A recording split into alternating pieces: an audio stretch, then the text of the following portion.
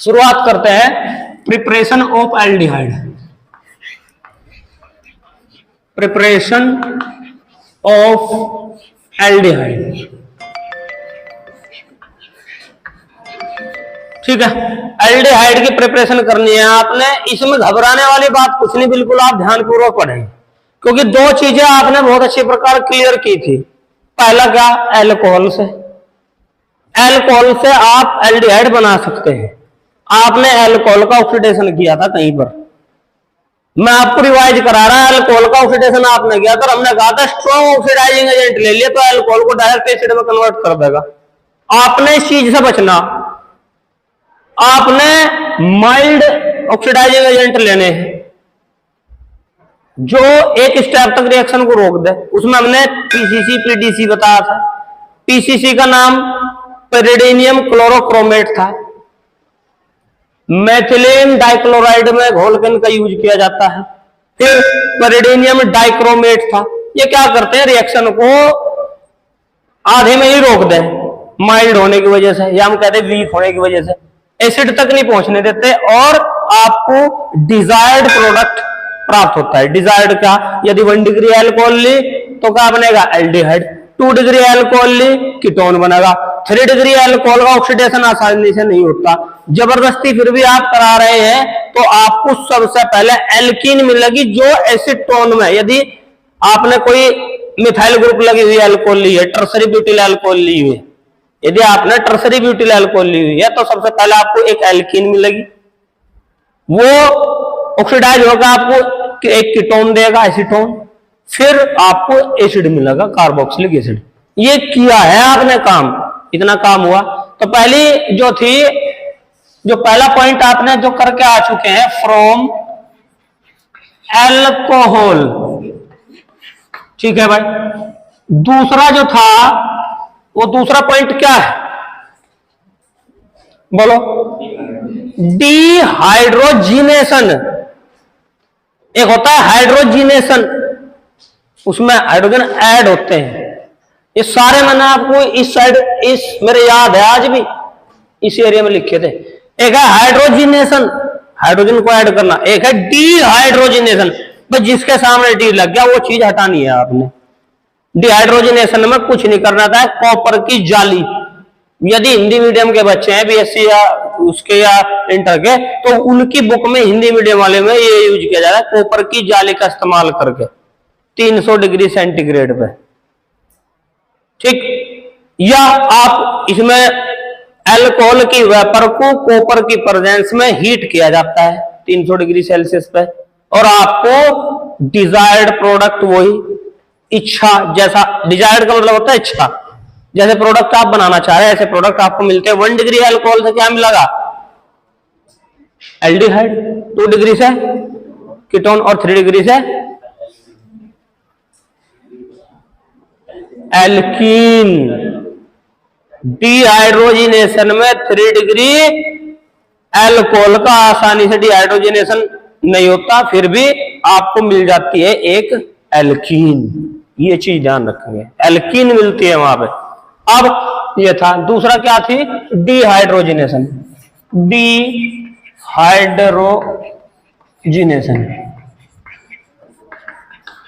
ये अल्कोहल के लिए है, ऑफ अल्कोहल। अब बेटे ये इतना काम सारे का सारा पुराना था बिल्कुल, या हम कहें कि लास्ट चैप्टर का था, ठीक है।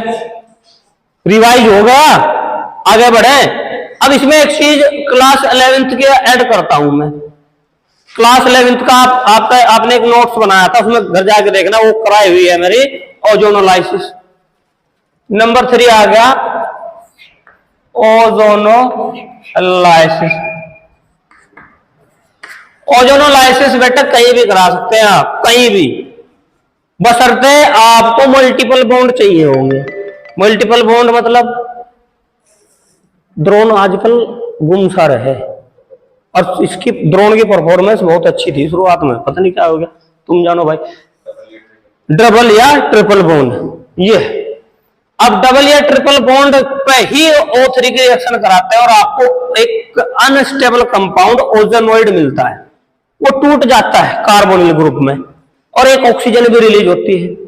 अब वो जो एक एक्स्ट्रा ऑक्सीजन यहां से रिलीज हुई जो ओजोन से आई थी, अब वो दोबारा ना उस कार्बोनिल ग्रुप का ऑक्सीडेशन करके उसे एसिड में कन्वर्ट कर दे, उससे बचाने के लिए उसमें थोड़ा जिंक डाल दो। जिंक क्या करेगा, उस एक्स्ट्रा ऑक्सीजन को पकड़ेगा, जिंक ऑक्साइड के रूप में सेपरेट हो जाएगा और आपको कार्बोनिल ग्रुप मिल जाएगा। कार्बोनिल ग्रुप की तो रिएक्शन पढ़ रही है हम सारी की सारी। शुरुआत में हमने कार्बोनिल ग्रुप के बारे में बताया था। कार्बोनिल ग्रुप क्या है, CO, और 2 वैलेंसी तो ऑक्सीजन की कार्बन के साथ होगी। अब कार्बन की 4 वैलेंसी होते 2 बच गई। अब उन दोनों पे कभी H लग गया, दूसरी साइड भी H लग गया, या इधर एक R लग गया, इधर H लग गया, इधर R लग गया, इधर OH लग गया, इधर R लग गया, इधर OR लग गया, ऐसे चलता रहता है। समझ रहे ना? तो ये ऐसे कर करके अलग अलग प्रोडक्ट कार्बोनिल बनाता है, अलग अलग कंपाउंड बनाता है। तो ओजोनोलाइसिस में क्या था, ये क्लास 11th का है, लिख देता हूं 11th। भाई हमने एक एल्कीन ली, एल्कीन हमारे पास ये रही, एल्कीन है तो डबल बॉन्ड है, इसकी रिएक्शन आप करा रहे O3 के साथ, तो कंपाउंड आपको मिलता है ओजेनोइड, ओजेनोइड, और ये होता है ओजेनोइड के स्ट्रक्चर।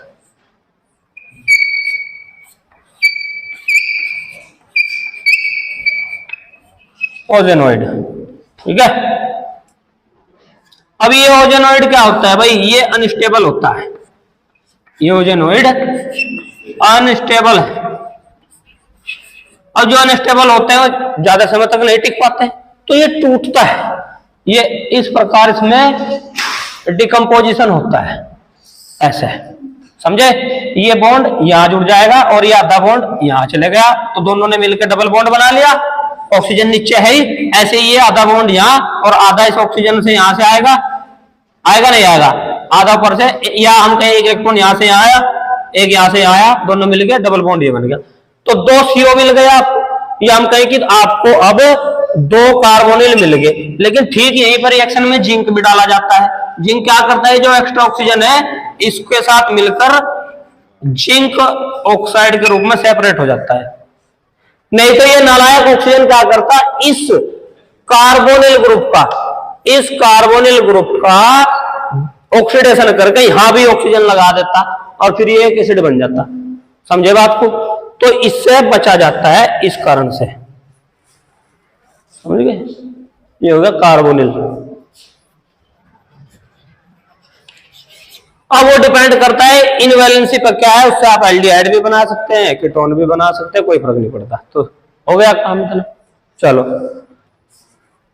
या मैं कहूं मैं हाइड्रोजन लगा देता हूं, ये लो मैंने हाइड्रोजन लगा दिए, चलो कर लो, फिर एक रिएक्शन कर लो भाई, हमने हाइड्रोजन लगा दिए, इससे मैं एल्डिहाइड भी कीटोन भी बना सकते हैं, यदि हाइड्रोजन की जगह हम R लगा दें, ठीक।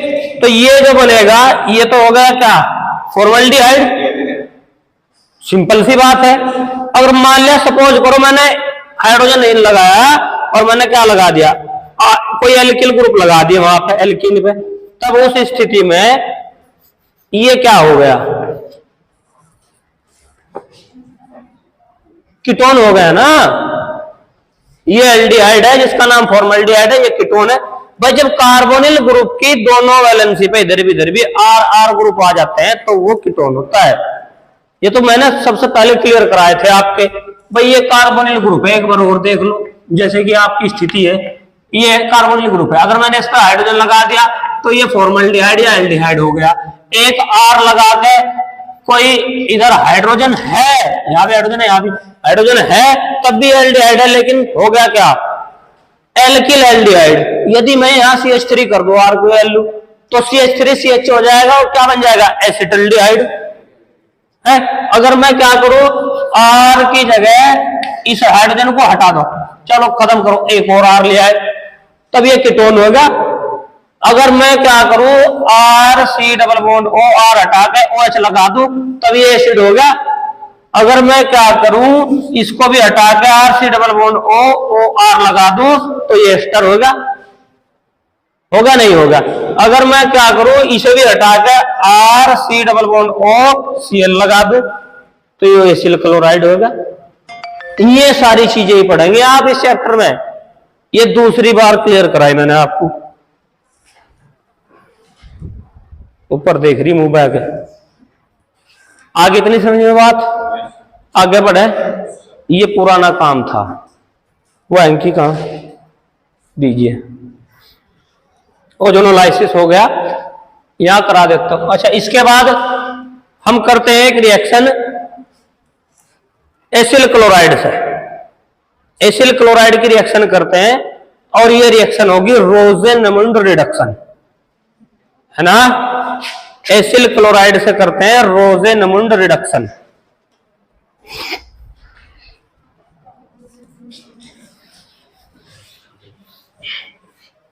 रोजेनमुंड रिडक्शन क्या है? ये साइंटिस्ट के नाम से ही आई है रिएक्शन। तो इसमें क्या किया जाता है? पैलेडियम लिया जाता है, पैलेडियम और बेरियम सल्फेट, ठीक है। और कोई एसिल क्लोराइड RCOCl ये लिया जाता है। कोई एसिल क्लोराइड की रिएक्शन करा रहे आप, इससे रिडक्शन कराते हैं आप इसका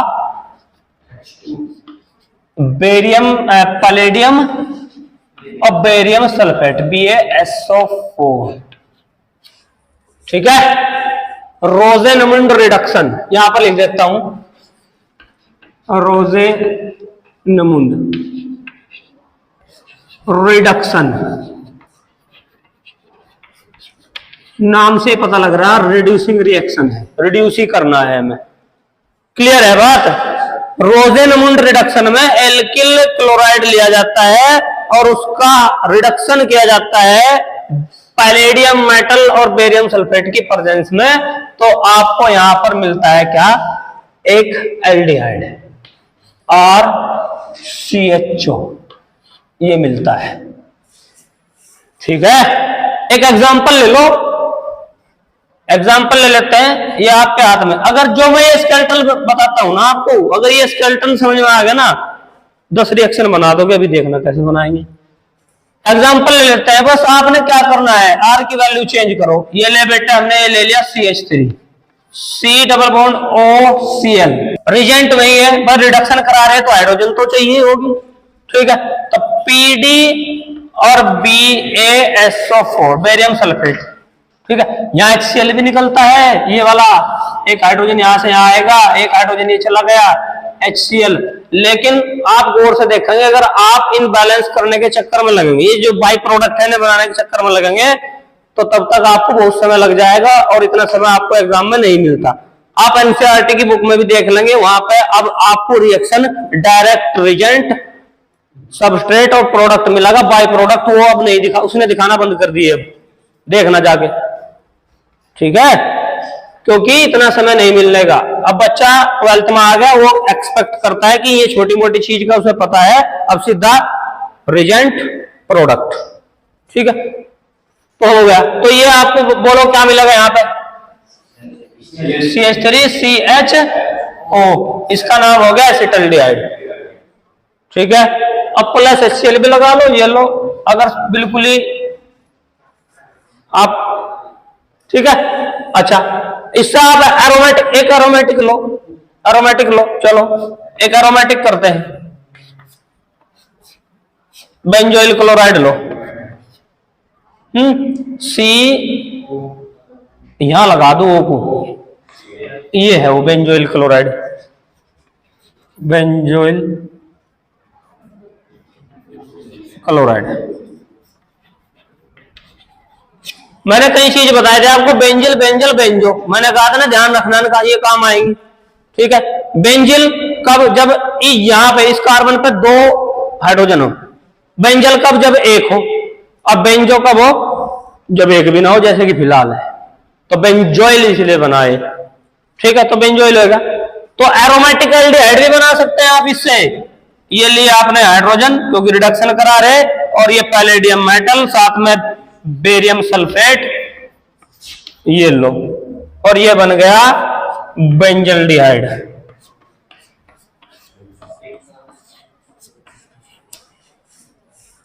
क्लियर हुई बात? ये हो गया। अब इसमें मैं कहूं कि भाई ये तो पुरानी बातें हो गई, ये पुरानी बातें हो गई। आजकल क्या किया जाता है, रिजल्ट बदल दिया गया है। एक चीज होती है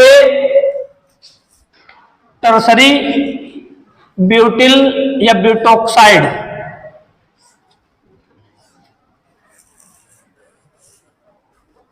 lithium tertiary butoxide aluminium hydride, इसका इस्तेमाल किया जाता है।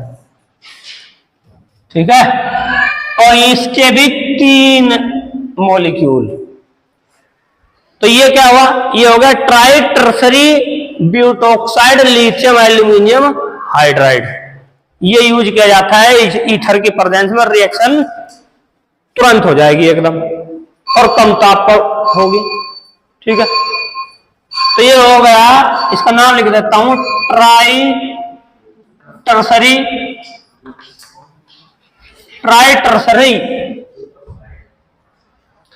ब्यूटोक, या शुरू में लिथियम भी लगा लो ना, lithium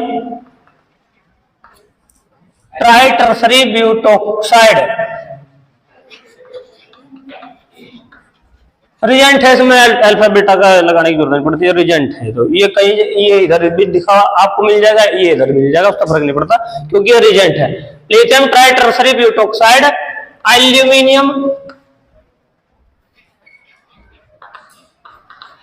hydride.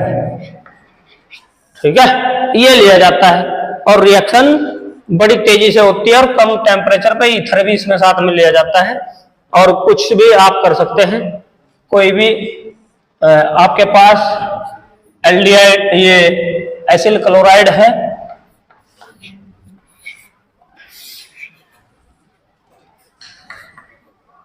H dry ether,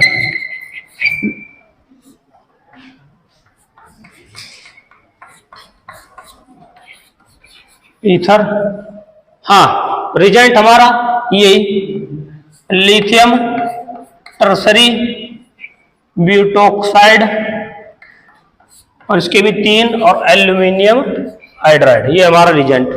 और यहाँ पे लो टेम्परेचर, टी का मतलब टेम्परेचर। और ये रिएक्शन बड़ी फास्ट होती है, ज्यादातर आजकल इसी का यूज किया जाता है।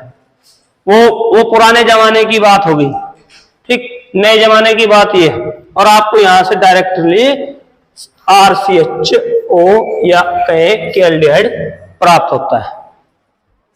हो गया क्लियर? एक रिएक्शन और देख लो जरा, चलते फिरते, यहां पे जगह बची हुई है, यहीं पे करा देता हूं। एसिटिलीन के द्वारा, बाई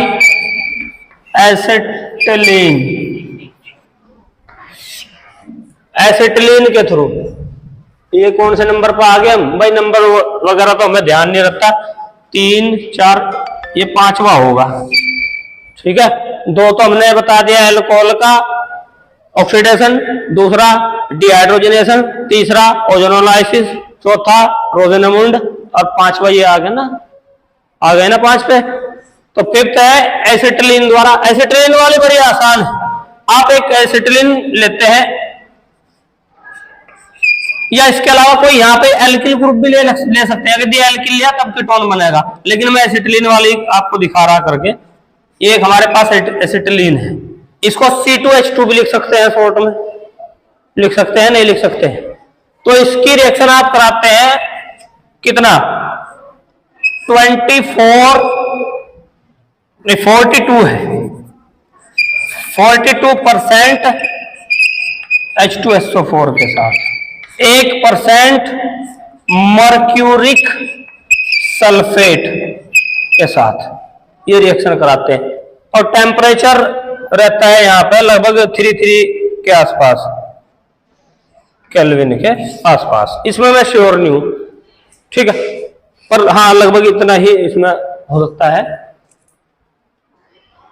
उसके बाद क्या बनेगा, आपको मिलेगी विनाइल अल्कोहल या वाइनिल अल्कोहल, ये होती है वाइनिल अल्कोहल। इसे गायब कर दो तो ये जो चीज बची ये वाइनाइल ग्रुप होता है, वाइनाइल ग्रुप। अब इस पे यहां से OH लग गया तो अल्कोहल, क्लोरीन हाइड्रो ये लग गया तो क्लोराइड। अगर मान लिया हमने यहाँ पे क्लोरीन लगा दिया तो विनाइल या वाइनिल क्लोराइड होगा। और वे वाइनिल क्लोराइड बहुत सारे, अगर यदि हम उनका पॉलीमराइजेशन कराएं तो वही बनता है पॉलीवाइनिल क्लोराइड। प्लास्टिक के पाइप वगैरह जो बनते हैं वो यही से आते हैं, ठीक है। अब इसमें जो बेटे खास बात एक रखने की है ध्यान, वो ये है कि ये जो फॉर्म हुई इसको बोला जाता है इनोल फॉर्म।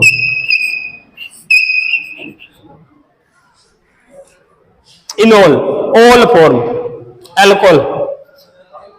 अब ये रहती है किस कंडीशन में, इसमें एक विशेष काम होता है जिसको चलाव्यवता कहा जाता है, कायम हिंदी में, इंग्लिश में कहा जाता है टाटोमेरिज्म।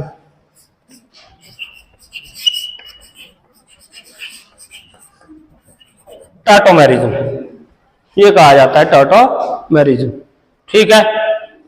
टाटोमेरिज्म का मतलब क्या होता है, यदि ये यहां समझाता हूं, इस प्रकार से है कुछ ऐसे, और इसके पास कहीं इस कार्बन के पास डबल बॉन्ड है, यहां पे कोई ऑक्सीजन है,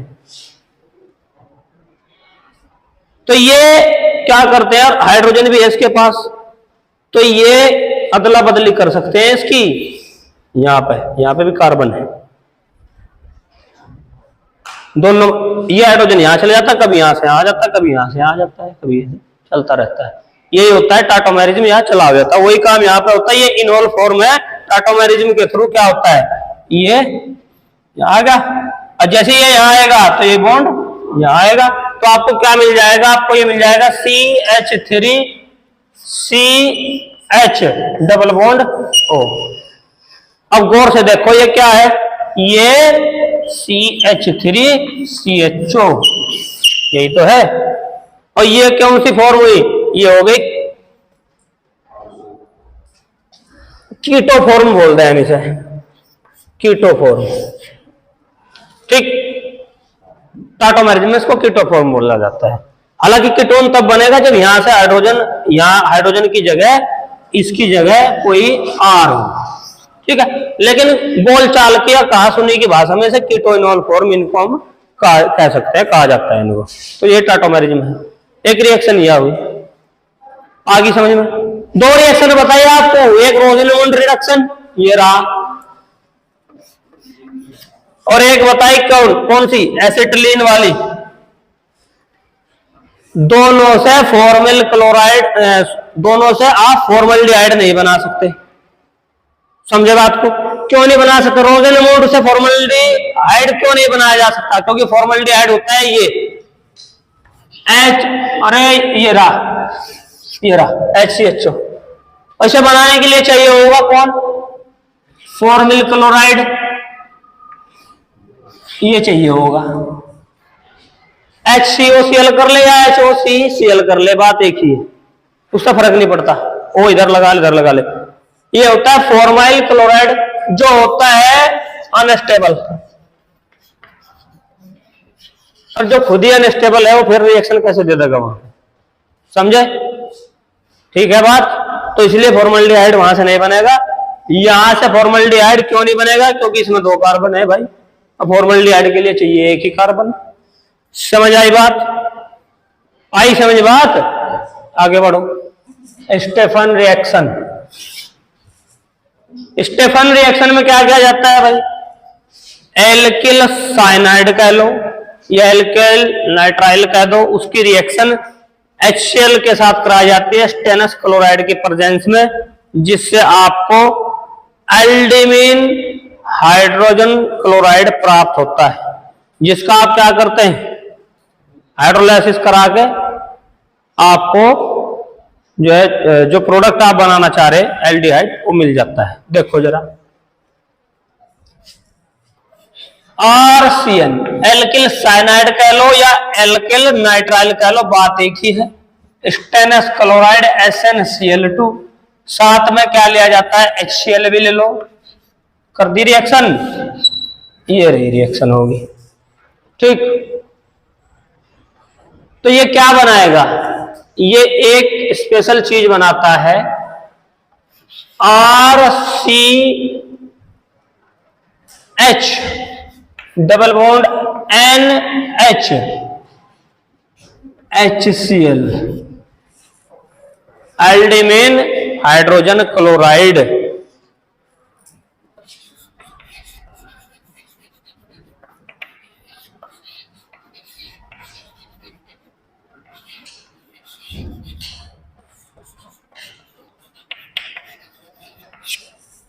ठीक है, हाइड्रोलाइसिस करा दो एसिडिक मीडियम में, या तो ऐसा कर दो, या एनसीईआरटी में क्या दे रखा H3O पॉजिटिव कर दो। क्या करेगा? ये होगा, देखो यहां पे, ठीक, क्या O तो आ गया यहां पे, और H2 के 2 H आ गए यहां पे, ठीक है। ये लो HCl बाहर, भाई RCHO प्लस, या अमोनियम क्लोराइड बना लेंगे। अरे तो बढ़िया है, अमोनियम क्लोराइड बन जाएगा, प्लस NH4Cl ये बन जाएगा। और ये अनस्टेबल होता है, टूट जाता है, और ये बन जाएगा क्या, NH3 प्लस HCl। ये है पूरा डाटा इसका। आगे बढ़ो, एनसीईआरटी में क्या दिया है? हाँ नहीं कर देंगे तो भाई, वो उसे ये बताना कि ये बात मैंने से 11वीं में पढ़ा दी थी, क्यों बताऊं। और फिर वो ऐसे ही करता है। अब तो देखना अब कितनी चीज गायब करेगा वो। आगे बढ़ो। अच्छा, ये इतना काम हुआ। इसके अलावा आप क्या ले सकते हैं, एक, नहीं इतना काफी है, अभी रुको जरा। अब ये हो गया काम, ठीक है, अच्छी बात है, लेकिन ये बेटा काम चला हुआ है। अगर इसकी जगह में एक विशेष रिजेंट ले, एक ऐसा रिजेंट ले, हम जिस जैसा प्रोडक्ट चाहे ऐसा हमें मिल जा, तो वो होता है डिबाल, ये वाला di isobutyl aluminium hydride, DIBAL H, di isobutyl aluminium hydride, di isobutyl aluminium hydride. ये क्या होता है? ये होता है आइसोब्यूटिल, ये रहा CH3 die isobutyl aluminium hydride, ये है वो। और डाई बोला तो ट्वाइस, ये इससे भी आप करा सकते हैं रिडक्शन। अच्छा, एक और खास बात यह है कि ये चूंकि एक विशेष रिजेंट है, तो इससे आप कहीं पर यदि डबल बॉन्ड है, समझ रहे मेरी बात को?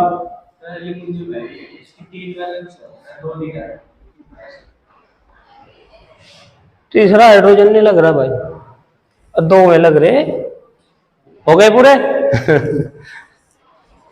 कैसी बात करते हो आप लोग, एक चौंक 2 उठा के। हाँ भाई, अब देखो जरा, हम क्या बता रहे थे आपको, ये रिजेंट है बड़ा अच्छा। और यदि आपके पास कोई ऐसी सबस्ट्रेट है जिसमें डबल बॉन्ड है, समझ रहे ना, डबल बॉन्ड है, और उस डबल बॉन्ड को आप बचाना चाह रहे हैं, नॉर्मली तो ये रिड्यूसिंग एजेंट है, लेकिन उस डबल बॉन्ड को ये रिड्यूस नहीं करता, साइनाइड को रिड्यूस कर देता है।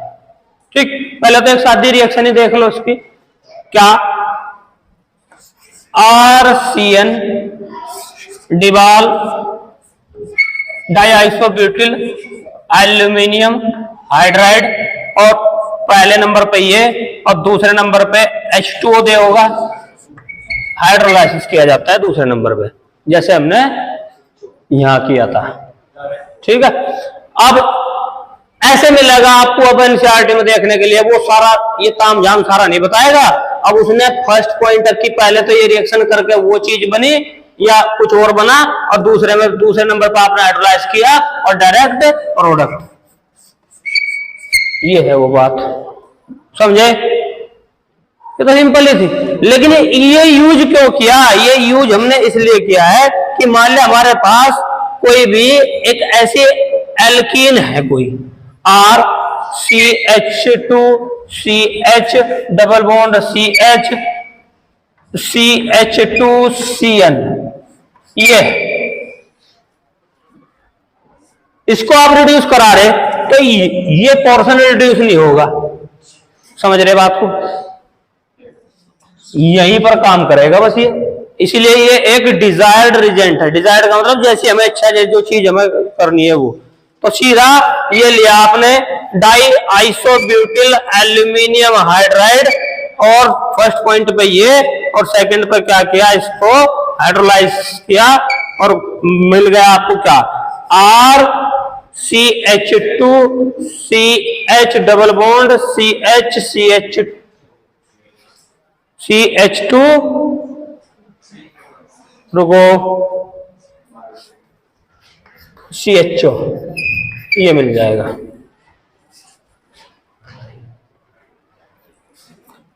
यही तो CHO में कन्वर्ट हुआ, तो ये चीज ये रही, उससे पहले CH2 है तो CH2 ये रहा। समझे बात को? हो गया क्लियर? और एक बड़ी अच्छी खूबी है, इससे एस्टर को भी एल्डिहाइड में कन्वर्ट किया जा सकता है। हमारे पास कोई इस प्रकार से एक एस्टर है RCH2, कितने भी XYZ, मैंने यहां पे X लगा दिया है, और C डबल बॉन्ड OR, और ये लिया di isobutyl aluminium hydride. Second number पे हाइड्रोलाइसिस हम हमेशा करते हैं, चाहे एसिडिक मीडियम हो, ऐसे कर लो। तो आपको डायरेक्ट मिलेगा RCH2X, कुछ भी, कितने भी, एक ट्रॉली भर लाओ चाहे, और ये बन जाएगा डायरेक्ट CHO। समझे? एक रिएक्शन एग्जाम में आई थी शायद पिछली दफे या उससे पहले, मेरे याद आ रही, और वो आपकी एनसीईआरटी की एज इट इज रिएक्शन आई थी, ये वाली होगी R में कुछ CH3 वगैरह होगा, और यहाँ पे CH2 की पावर 9 दे रखी थी, है ना, और फिर C डबल बॉन्ड OR, और ये डायरेक्ट क्या कर देता है इसको, RCH2 और CHO। यही तो है, ठीक है? ये एनसीईआरटी का हो गया। आगे समझ में बात? नाम वो तो इसके आधार पर डिपेंड करता है। नोनेन हुई, नोनेन नल, नो को नोनेन बोलेंगे ना, लेकिन एन में तो ई हटाकर जोड़ना पड़ेगा, नोनेनल। ठीक, अगर यहां भी कार्बन है तो डेकेनल, डेका 10 हो जाएगा ना फिर। ठीक है, हो गया काम खत्म।